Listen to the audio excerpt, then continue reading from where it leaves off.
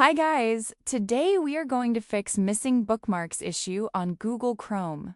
First, unlock your phone and check your internet connection. Swipe down from the top and make sure your Wi-Fi or data is stable, because sometimes bookmarks don't show up due to weak internet.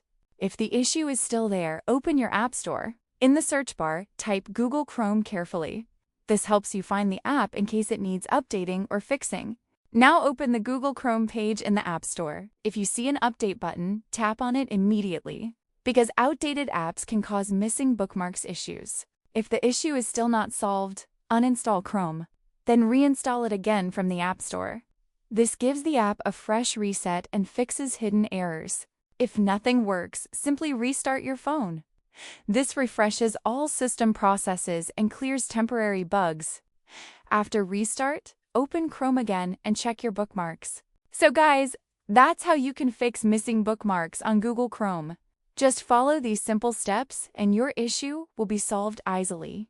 Don't forget to subscribe and comment if this helped you.